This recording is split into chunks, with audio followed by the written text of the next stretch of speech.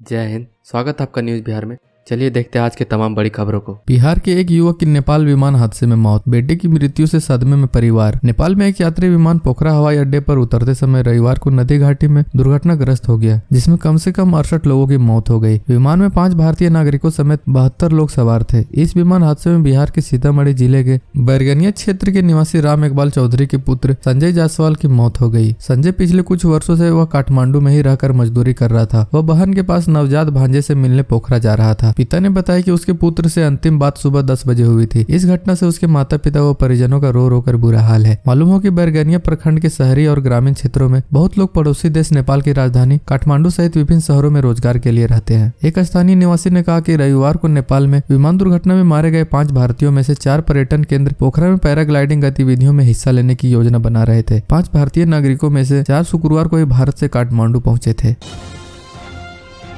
शेखपुरा के किसान ने सुखाड़ की आपदा को बदल दिया अवसर में, माघ महीने में उपजाया प्याज। महाराष्ट्र के नासिक की तरह माघ महीने में भी प्याज का फसल उत्पादन शेखपुरा के किसान ने भी संभव कर दिखाया है। जिले के अरियारी प्रखंड अंतर्गत चांदी गांव के किसान ने अपने खेत में प्याज फसल को तैयार कर लिया है। हालांकि गुलाबी प्याज का गढ़ कहे जाने वाले शेखपुरा जिले में अभी प्याज का फसल लगाया ही जा रहा है। चांदी गाँव में प्याज फसल तैयार होने की खबर ने कृषि जगत को चौंका कर रख दिया है। चांदी गाँव के किसान ने अपने गाँव में प्याज की खेती के इस नए फॉर्मूले को महाराष्ट्र के नासिक से तैयार किया है। सुखाड़ एवं मौसम की मार जैसे प्राकृतिक आपदाओं के साथ साथ कई प्रकार की चुनौतियों को लांघकर शेखपुरा के किसान ने प्याज उत्पादन में मिसाल कायम किया है। इस नए प्रयोग में किसान को अच्छी फसल उत्पादन के साथ ही अच्छी कीमत भी मिल रही है। इस साल बारिश कम होने से किसान सुखाड़ की हालत में जब आर्थिक संकट का सामना कर रहे थे, इसी क्रम में महाराष्ट्र में रहने वाले उनके पुत्र ने प्याज की खेती का सुझाव दिया। महाराष्ट्र नासिक से उनके पुत्र ने 4 किलो प्याज का बीज खरीद लाया। शैलेंद्र महतो ने बताया कि अगस्त महीने में भी बारिश की स्थिति अच्छी नहीं थी। इसी कारण यहाँ ऊंचाई वाले 4 कट्ठा खेत को चिन्हित कर उक्त किसान के द्वारा प्याज का बिचड़ा बोया गया। बिचड़ा तैयार होने के बाद उस पर रोपाई अक्टूबर महीने में की गई। हालांकि दशहरा के समय में हुई बेमौसम बारिश ने किसान के फसल को नुकसान पहुंचाया, लेकिन इसके बाद भी प्याज की अच्छी फसल उपज हुई है।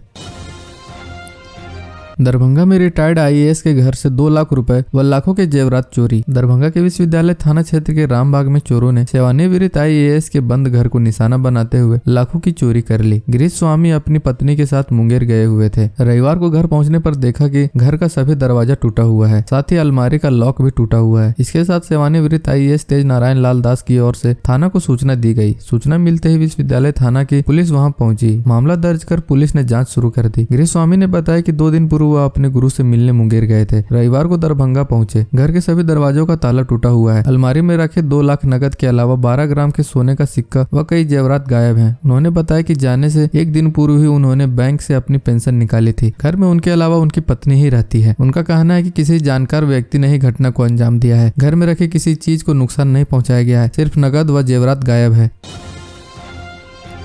गया में 150 करोड़ की लागत से बनेगा किसानों के लिए कॉलेज, किसानों को किया जाएगा प्रशिक्षित। गया के टनकुपा में करियातपुर के समीप 52 एकड़ जमीन में किसानों के लिए 150 करोड़ की लागत से किसानों के लिए कॉलेज बनाया जाएगा। इसकी जानकारी देते हुए कृषि मंत्री कुमार सर्वजीत कुमार ने कहा कि कॉलेज में प्रत्येक गाँव से 700 किसानों को 1 सप्ताह का प्रशिक्षण दिया जाएगा। साथ ही सभी किसानों को सब्जी व अन्य फसलों के बीज भी मुफ्त में दिए जाएंगे। कृषि मंत्री ने बताया कि अब गया जिले में भी किसान संतरे की खेती कर सकेंगे और जो भी किसान संतरे की खेती करना चाहते हैं उन्हें मुफ्त में बीज दिए जाएंगे। उन्होंने कहा है कि गया का तापमान नागपुर के समान है, इस कारण यहाँ भी संतरे की खेती की जा सकती है।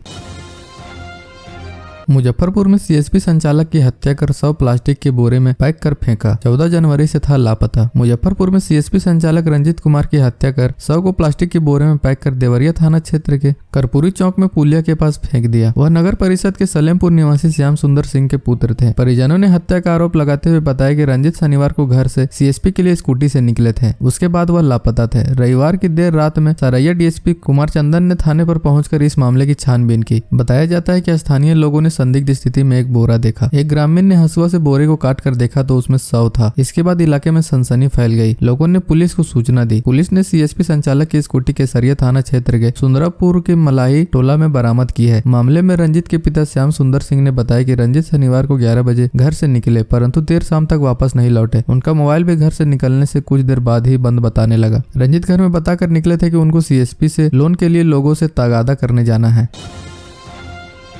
बक्सर में किसानों का अनिश्चितकालीन धरना जारी। किसान नेता राकेश टिकैत आज किसानों की पीड़ा सुनने जाएंगे चौसा। बक्सर जिले में प्रभावित किसान खेतिहर मजदूर मोर्चा के बैनर तले 8 सूची मांगों को लेकर पन्नारपुर पंचायत भवन पर चल रहा अनिश्चितकालीन धरना रविवार को लगातार 90 दिन जारी रहा। मेराज खां के संचालन में चल रहे उक्त धरना में मौजूद किसानों ने प्रशासन व परियोजना पदाधिकारियों के दमनात्मक रवैये को कठोर निंदा करते हुए कहा कि रेल कॉरिडोर एवं पाइपलाइन बिछाने के लिए अधिग्रहण की जाने वाले चिन्हित भूमि के भूस्वामियों को बगैर मुआवजा दिए कार्य लगाना किसानों के हक मारी है और भूमि अधिग्रहण कानून का घोर उल्लंघन है। किसानों ने अपना विचार व्यक्त करते हुए अपनी प्रतिबद्धता जाहिर की कि सरकार एवं कंपनी हमारी मांगे जब तक नहीं मान लेती तब तक धरना जारी रहेगा। धरना पर बैठे किसानों ने बताया कि सोमवार को किसान नेता राकेश टिकैत यहां धरना में शरीक होने आएंगे। उनका कार्यक्रम करीब 12 बजे दिन में है।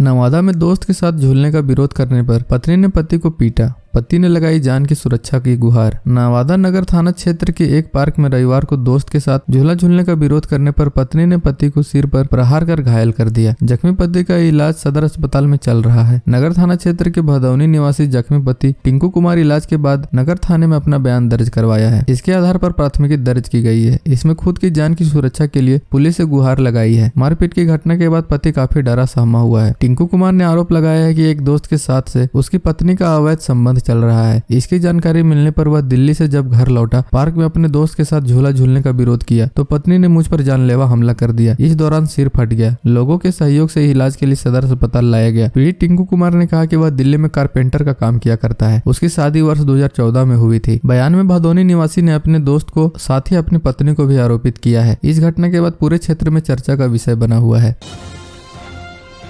नाबालिग छात्रा के प्रेम में पागल मास्टर अब पहले बीवी बच्चा छोड़कर भागा। जब पहुंचा जेल तो की आत्महत्या की कोशिश। लखीसराय से नाबालिग छात्रा को भगा ले जाने के मामले में 4 महीने से लखीसराय मंडल कारा में बंद शिक्षक गौतम भारती ने रविवार को मंडल कारा में ही फांसी लगाकर आत्महत्या करने का प्रयास किया। हालांकि मौके पर मौजूद कारा कर्मियों ने उसे फंदे से निकालकर सदर अस्पताल पहुंचाया, जहां से उसकी प्राथमिक चिकित्सा के बाद बेहतर इलाज के लिए पटना PMCH रेफर कर दिया गया, जहाँ उसकी हालत अब खतरे से बाहर बताई जा रही है। बताया जा रहा है कि रविवार की सुबह गौतम के द्वारा शरीर पर ओढ़े गई चादर से फांसी का फंदा बनाकर आत्महत्या की कोशिश की गई। बता दें कि बढ़ैया नगर के गणेश मंदिर समीप के निवासी सह प्राथमिक विद्यालय काली स्थान लक्ष्मीपुर के सहायक शिक्षक गौतम भारती नगर के ही एक छात्रा को ट्यूशन पढ़ाता था। छात्रा 11वीं की बताई जा रही है। 5 महीने पूर्व 17 अगस्त 2022 को गौतम के द्वारा बहला फुसलाकर छात्रा को उस वक्त भगा कर ले जाया गया। परिजनों ने बढ़ैया थाना में आवेदन देकर मामले की शिकायत दर्ज कराई, जिसके बाद बढ़ैया पुलिस ने गुप्त सूचना के आधार पर लखीसराय से गौतम को गिरफ्तार किया था तथा छात्रा को बरामद किया। बाद में छात्रा को कोर्ट में धारा 164 के बयान होने के बाद परिजनों के हवाले कर दिया गया था। वहीं गिरफ्तार शिक्षक गौतम को न्यायिक हिरासत में लखीसराय जेल भेज दिया गया। इससे पूर्व पुलिस के द्वारा गौतम की बरामदगी नहीं होने पर उसकी मां इंदु देवी को गिरफ्तार कर न्यायिक हिरासत में जेल भेज दिया गया था। आरोपी शादीशुदा है और उसका एक बेटा भी है।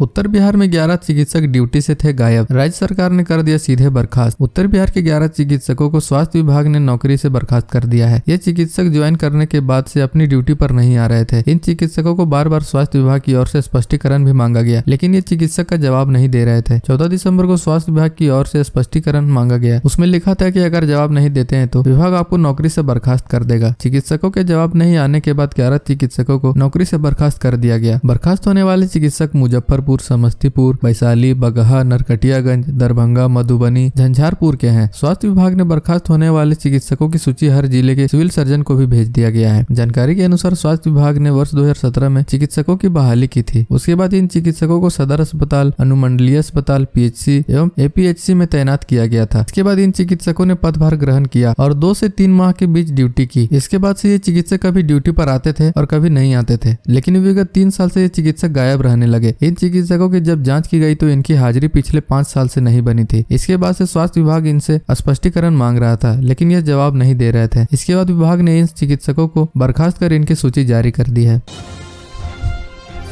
पटना में पैखौफ अपराधियों ने रेस्टोरेंट में घुसकर मांगी रंगदारी। नहीं देने पर कार चढ़ा कैशियर का तोड़ा पैर। पटना के गर्दनीबाग थाने के अनीसाबाद स्थित टॉप इन टाउन रेस्टोरेंट में घुसकर 5 बदमाशों ने रंगदारी मांगी और पैसा जब नहीं दिया तो पहले स्टाफ के साथ मारपीट की और फिर कैशियर सोनू कुमार के पैर पर कार चढ़ा दिया, जिससे उनका पैर टूट गया। 4 पहिया वाहन से भाग रहे अपराधियों में से एक को रेस्टोरेंट के स्टाफ ने पकड़ लिया और पुलिस के हवाले कर दिया। मौके से पकड़ा गया प्रकाश नाम का शख्स एयरपोर्ट थाना क्षेत्र के कौशल नगर का रहने वाला है। घटना की सूचना मिलते ही मौके पर गर्दनी बाग थाने की पुलिस पहुंची और आरोपित को अपने साथ ले गई। घटना शनिवार की देर रात की है। घायल सोनू कुमार नालंदा का रहने वाला है और उसने बताया कि रेस्टोरेंट बंद कर वह स्टाफ से साफ सफाई करवा रहे थे। इसी दौरान कार से 5-6 युवक रेस्टोरेंट का शटर उठाकर अंदर घुस गए। जब उनसे बोला गया कि रेस्टोरेंट बंद हो गया है तो सभी कहने लगे कि तुम तेज बन रहे हो, चुपचाप जितना पैसा मांग रहे हैं दे दो, नहीं तो अंजाम अच्छा नहीं होगा। जब इसका विरोध किया तो स्टाफ के साथ मारपीट शुरू कर दी। मैं भागा आया तो मुझे भी खूब पीटा और फिर बाहर निकालकर मुझे गिरा दिया। इसके बाद कार पर बैठ भागने के दौरान मेरे पैर पर कार चढ़ा दिया, जिससे मेरा पैर टूट गया।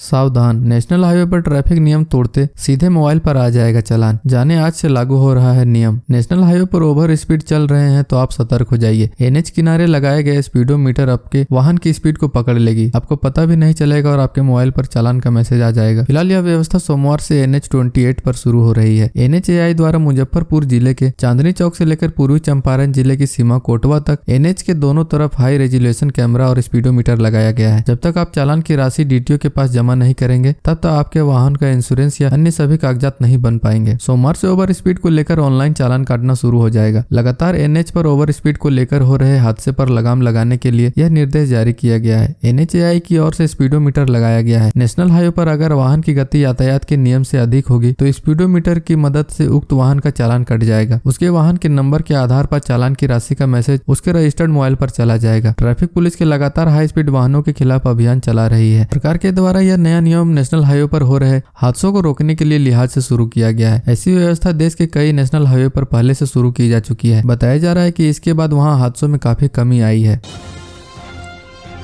एक तरफा प्यार का खौफनाक अंजाम। युवक ने नाबालिग को सड़क पर 150 मीटर तक घसीटा और छाती में मार दी गोली। बिहार के रोहतास में एक खौफनाक मामला सामने आया। एक तरफा प्रेम में एक युवक ने एक नाबालिग लड़की की छाती में गोली मारकर हत्या कर दी। हत्या के चंद घंटे बाद ही पुलिस ने आरोपित को गिरफ्तार कर लिया। हत्याकांड में सहयोग करने वाले आरोपित की दोस्त की पुलिस तलाश में जुटी है। मरने से पहले लड़की ने राजीव उर्फ लकड़िया नामक युवक द्वारा गोली मारे जाने की बात कही। एक वायरल वीडियो में जख्मी लड़की कह रही है कि लकड़िया ने गोली मारी है। घटना से क्षेत्र में तनाव का माहौल है। पुलिस ने शव को पोस्टमार्टम करा परिजनों को सौंप दिया। दशरथ सिंह की 16 वर्षीय बेटी शनिवार की शाम करीब 7 बजे अपनी बहन के साथ शौच के लिए गांव के सिवान के बगीचे में गई थी। इसी बीच सासाराम मुफस्सिल थाना क्षेत्र के राजीव उर्फ लकड़िया और उसका दोस्त बाइक से पहुंचे। कुछ बात होने पर राजीव हीरा मुनि को घसीटते हुए करीब 150 मीटर ले गया और उसकी छाती में गोली मार दी। इस घटना को देख उसकी बहन ने शोर मचाना शुरू किया, लेकिन गाँव के लोगों के मौके पर पहुंचने के पहले ही दोनों आरोपित बाइक से फरार हो गए। जख्मी हीरा मुनि को PHC फिर सासाराम सदर अस्पताल और वहां से बेहतर इलाज के वाराणसी रेफर किया गया, लेकिन वाराणसी ले जाने के दौरान रास्ते में ही उसकी मौत हो गई। बताया गया कि राजीव सियावक गांव के बथानी टोले के बगल के गांव छुलकार में अपनी मौसी के घर रहता था। ग्रामीणों के अनुसार लड़की छुलकार गांव स्थित यादव उच्च विद्यालय में इंटर की छात्रा थी। स्कूल आने जाने के दौरान राजीव छात्राओं पर भप्तियां कसता था। वह हीरा मुनि को महीनों से तंग कर रहा था। हीरा मुनि उसके झांसे में नहीं आई तो उसने उसकी गोली मारकर हत्या कर दी। बिहार की ऐसी ही तमाम छोटी बड़ी खबरों को जानने के लिए चैनल को सब्सक्राइब कर लें और बेल आइकन भी प्रेस कर दीजिएगा ताकि हर वीडियो का नोटिफिकेशन आपके फोन में पहुंच जाए।